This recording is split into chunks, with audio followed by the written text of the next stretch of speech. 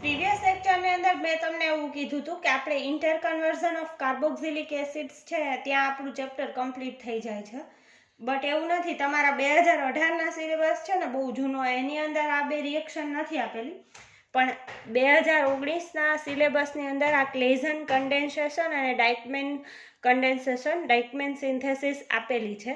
એટલા માટે ક્લેઝન કન્ડેન્સેશન અને ડાયકમેન સિન્થેસિસ છે એ બે મોસ્ટ આઈએમપી કરજો જ, કેમ કે આ પ્રિન્સિપલ સહિત તમારે આપેલું છે ને, એટલે આ પૂછાશે, બરોબર? તો આ બે રિએક્શન કરજો. ક્લેઝન કન્ડેન્સેશન.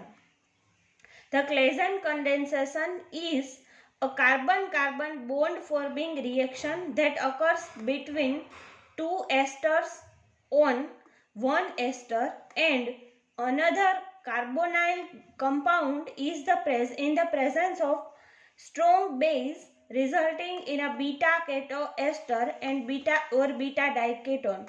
એટલે એ શેમાં કન્વર્ટ થશે? બીટા કીટો એસ્ટર અથવા તો બીટા ડાયકીટોનની અંદર. જોઈએ આપણે એની રિએક્શન. જો એક એસ્ટર લીધું, બરોબર?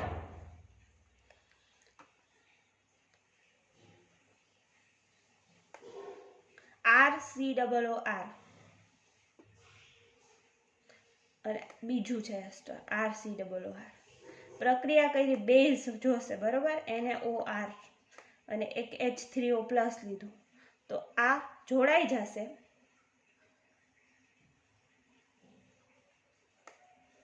આલ્કોહોલ છે એ રિમૂવ થશે અને એ શેમાં કન્વર્ટ થશે? તો કે એ બીટા કીટો એસ્ટરમાં કન્વર્ટ થશે. આને બીટા ડાયકીટોન પણ કહેવાય અથવા એને કહેવાય બીટા કીટો એસ્ટર, બરોબર? આની મિકેનિઝમ આપણે જોઈએ તો ઇન ધ ફર્સ્ટ સ્ટેપ શું થશે? તો કે આ એક આપણો એસ્ટર છે અને આ બીજો એસ્ટર છે. આ બંને એસ્ટર છે એ પ્રક્રિયા કરશે ઇન ધ પ્રેઝન્સ ઓફ બેઝની હાજરીમાં, અને બનાવશે શું? તો કે આ છે ને એ નેગેટિવ બનશે અને આ ટ્રાન્ઝિશન સ્ટેટમાં અવેલેબલ થશે. હવે આ બેનું જોડાણ કરવાનું છે, એટલે કે આ બોન્ડ છે એનો ચાર્જ અહીંયા ટ્રાન્સફર થાય, તો આ ઓક્સિજન કેવો બનશે? નેગેટિવ બનશે. તો જો અહીંયા દેખાય છે આ સ્ટેપની અંદર ઓક્સિજન કેવો બન્યો? નેગેટિવ. ટ્રાન્ઝિશન સ્ટેટ બન્યું. પછી આ ટ્રાન્ઝિશન સ્ટેટ છે કે જેમાં બધું જોડાયેલું છે એ ધીરે ધીરે છૂટું પડશે. એમાંથી R1 અને O- એ જુદા થશે અને આ બનશે શું? તો કે આપણે જે બીટા કીટો એસ્ટર જોયા છે ને એનો ઇન્ટરમીડિયેટ સ્ટેટ, બરોબર? પ્લસ આ RO અહીંયા જે છે ને,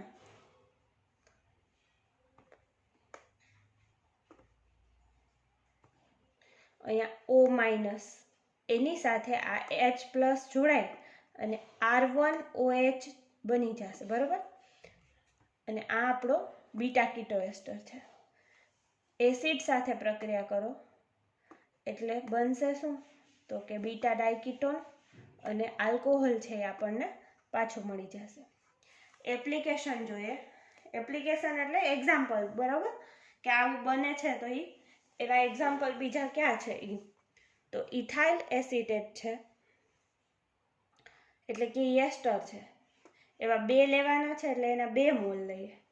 પ્રક્રિયા કરે બનશે શું? પહેલા સ્ટેપની અંદર ઇથાઇલ એસિટો એસિટેટ બનશે, બરોબર? પ્લસ આલ્કોહોલ છૂટું પડશે, કેમ કે આપણે અહીંયા જોયું કે આ બનશે શું? તો કે બીટા કીટો એસ્ટર બનશે, બીટા કીટો એસ્ટર પ્લસ આલ્કોહોલ. આ રિએક્શન જોઈને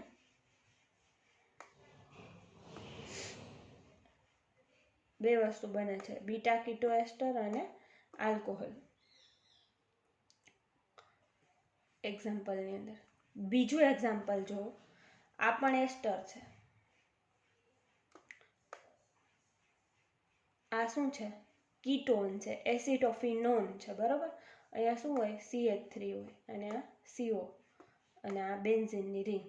એસિટોફિનોન કીટોન લીધું, પ્લસ પ્રક્રિયા કરી આપણે એની કોની? બેઝ સાથે પ્લસ H3O+ સાથે. તો બનશે શું? તો કે ડાયકીટોન બનાવવાનું છે, એટલે ડાયઓન બનશે. 1,3 ડાયફિનાઇલ, આ પહેલો કાર્બન ગણો, આ બીજો કાર્બન છે અને આ ત્રીજો કાર્બન છે. તો પહેલા કાર્બન ઉપર અને ત્રીજા કાર્બન ઉપર ફિનાઇલની રિંગ છે એટલે એને કહેવાય 1,3 ડાયફિનાઇલ. ટોટલ કાર્બન અહીંયા 3 છે એટલે એને કહેવાય પ્રોપેન.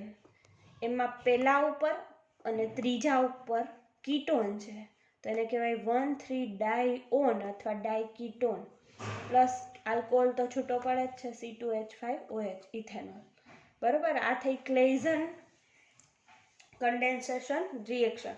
મોસ્ટ આઈએમપી છે, કરીને જ જાજો. બરોબર, હવે છે ડાઇકમેન રિએક્શન અથવા એને કહેવાય ડાઇકમેન કન્ડેન્સેશન રિએક્શન. ઓકે, હવે એનો પ્રિન્સિપલ જોઈએ કે કેમિકલ રિએક્શન ઓફ ડાયએસ્ટર હોવા જોઈએ with base to give a beta keto ester. Diester એટલે અહીંયા જો આને ડાયએસ્ટર કહેવાય. એક COOR ગ્રુપ છે અને બીજું COOR ગ્રુપ છે. આ ડાયઇથાઇલ એડિપેટ નામનો કમ્પાઉન્ડ છે. એનું નામ તમારે યાદ રાખવું પડે. બેન્ઝીન છે એનું નામ બેન્ઝીન જ થાય. બરોબર, એમ આનું થાય diethyl adipate. In the presence of base and H3O plus તો થશે શું? તો કે આલ્કોહોલ છે એ બનશે, એક તો મળશે આપણને, પ્લસ શું મળશે? તો કે પ્લસ મળશે બીટા કીટો એસ્ટર.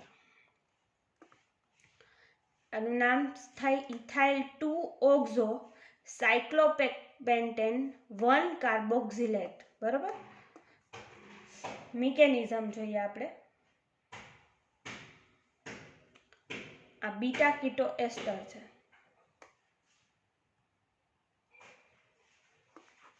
ડાયએસ્ટર. બરોબર, આપણે લેવાનું શું છે? ડાયએસ્ટર, અને બનાવવાનું છે બીટા કીટો એસ્ટર. તો આ સંયોજન છે ને એ કંઈક એ ટાઈપનું જ છે કે જેમાં ડાયએસ્ટર પ્રેઝન્ટ છે. દેખાય તમને? અહીંયા જુઓ,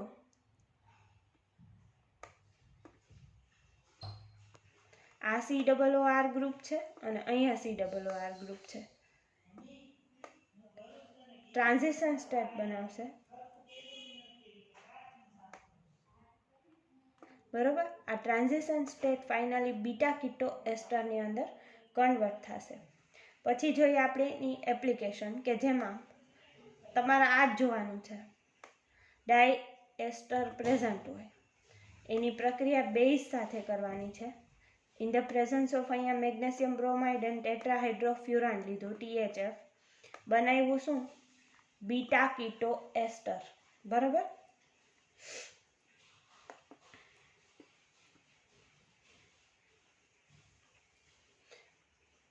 અહીંયા જોવા બીજી એપ્લિકેશન છે એની. ડાયએસ્ટર હોવા જોઈએ છે. ડાયઇથાઇલ હેપ્ટેન ડાયોએટ એસ્ટર હોય ને એની પાછળ પ્રત્યે ATE લાગે. પ્રક્રિયા કરવાની in the presence of base NaOET base છે. બરોબર, અને H3O પ્લસ સાથે પ્રક્રિયા કરવાની. બનાવશે શું? તો કે બીટા કીટો એસ્ટર, એટલે કે એનું નામ થાય ઇથાઇલ 2 ઓક્ઝો સાયક્લોહેપ્ટેન 1 કાર્બોક્સિલેટ. ફરીથી એકવાર જરાક રિવાઇઝ કરી લઈએ.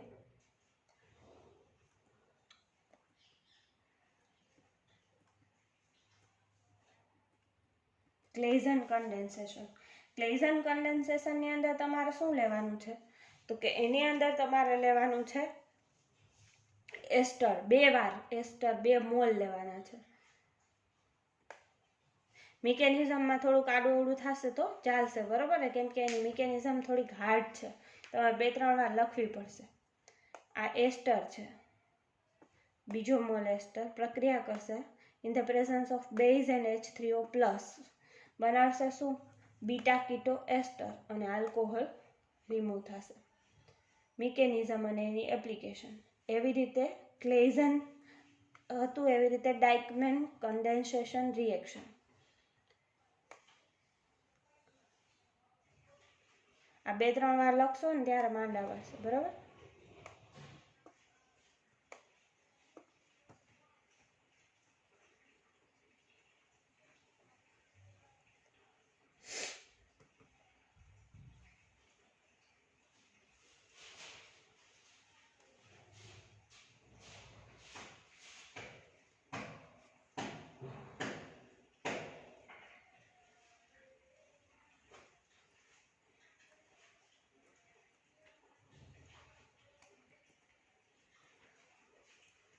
ડાઇકમેન કન્ડેન્સેશન. એમાં શું થશે તો કે એમાં ડાયએસ્ટર લેવાનું છે આપણે.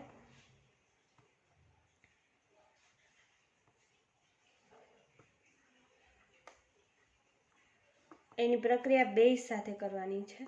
તો આમાં પણ બનશે શું? બીટા કીટો એસ્ટર. બરાબર, આ એસ્ટર છે, બેઝ સાથે પ્રક્રિયા કરો, બને શું? બીટા કીટો એસ્ટર. એની મિકેનિઝમ અને એની એપ્લિકેશન. તો આ ક્લેઇઝન અને ડાઇકમેન બે બધાને આવડી જશે. બરાબર, હવે તમારે આ બે ચેપ્ટરની ટેસ્ટ માટે પ્રિપેર રહેજો ને આ મને જમા કરાવવા માટે પ્રિપેર રહેજો. તમારી પાસે આજે મંગળવાર થયો તો મે બી તમારે આવતા મંડે આવવાનું થશે. હા, ત્યારે આવવાનું થશે 100%. એટલે તમે ત્યાં સુધીમાં આ બે chapter name reaction and rearrangement and carboxylic acid and its derivatives, આ બે ચેપ્ટર આખા લખેલા હોવા જોઈએ અને તમને આવડતા હોવા જોઈએ. બેની ટેસ્ટ આપણે ગોઠવશું. અને આ બે ચેપ્ટરને લગતો કાંઈ પણ ક્વેશ્ચન હોય તો તમે મને આ એક વીકની અંદર જ્યારે પણ પ્રિપેર કરો ત્યારે મેસેજ કરીને પૂછી શકો છો. ઓકે.